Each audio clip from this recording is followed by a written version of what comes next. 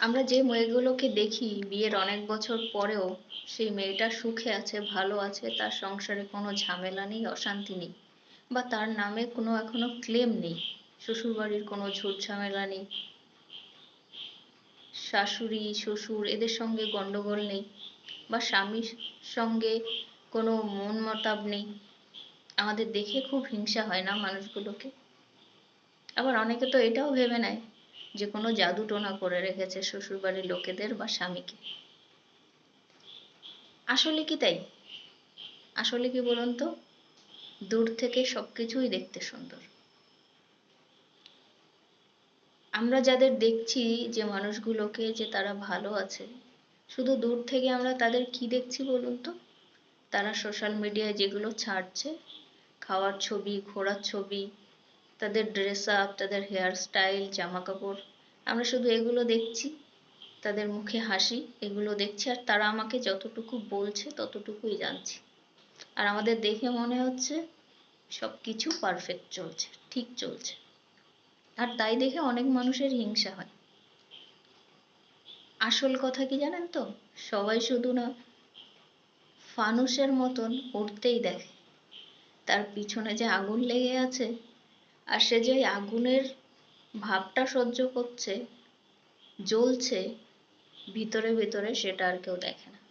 তো সেই মানুষগুলো বা সেই মেয়ে মানুষগুলোর জীবনটাও এরকম।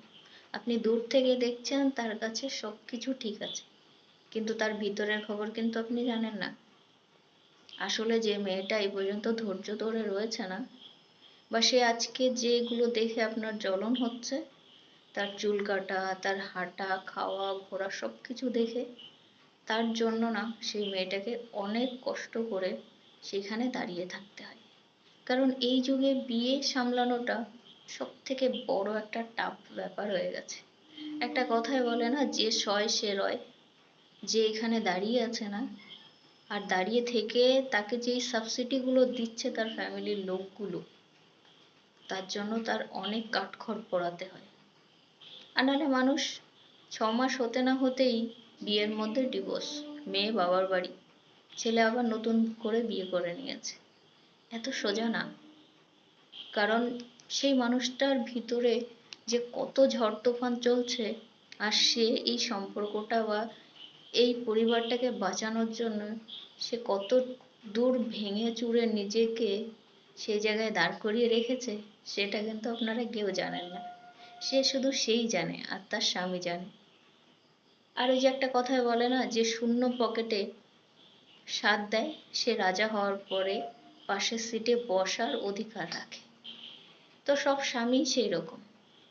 যে স্বামীর সাত শূন্য পকেটে তার স্ত্রী দিয়েছে না, সে যখন উপরে উঠবে, তার সব সব প্রবলেম সর্ট আউট হয়ে যখন সে একটা স্তরে এসে দাঁড়াবে, তখন কিন্তু সেই মানুষটার বা সেই পুরুষটার রানী কিন্তু সেই স্ত্রী হবে। এটা কিন্তু বাস্তব। সে দিতে বাধ্য। তাই যে মেয়েগুলোকে আপনারা দেখছেন যে তার স্বামী সাপোর্ট করছে সবভাবে, এটা ধরে নেবেন না যে সে কোনো কালা জাদু বা জাদুটোনা ফিরফার এগুলো করে রেখেছে। সেই মেয়েটা যা সহ্য করেছে, যা স্যাক্রিফাইস করেছে, তার স্বামী সেগুলো নিজের চোখে দেখেছে। তারপরেই তার স্ত্রীকে আজকে এতটা সাবসিডি দিয়েছে। সব কিছু নির্ভর করে আপনার ব্যবহার আর আপনার সাবসিডির উপরে। একটা কথা কি বলুন তো? ভালোবাসা মানে, প্রেম মানে হচ্ছে 50-50।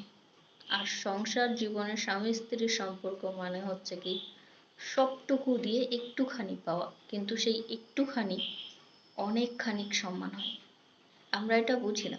মূর্খ লোকেদের মাথায় এগুলো ঢোকে না। মূর্খ লোকেরা মনে করে সবকিছু হয়তো জাদুটোনার। ভাই, জাদুটোনাই যদি হতো, তোমরা যখন জানোই যে জাদুটোনা কাজে লাগে, তাহলে তোমরা একবার করে দেখো না তোমাদের মেয়েদের উপরে।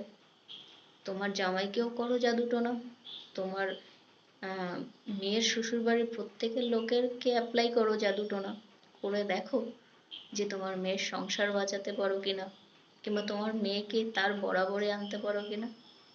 যদি পারো তাহলে মেনে নিও যে জাদুটোনা কাজে লাগে। আর যদি না পারো, তাহলে ধরে নিও যে সেই মেয়েটা খুব স্ট্রং, আর সেই মেয়েটা সেই জায়গায় নিজের দমে নিজের ক্ষমতায় দাঁড়িয়ে আছে, কোনো জাদুটোনায় নয়।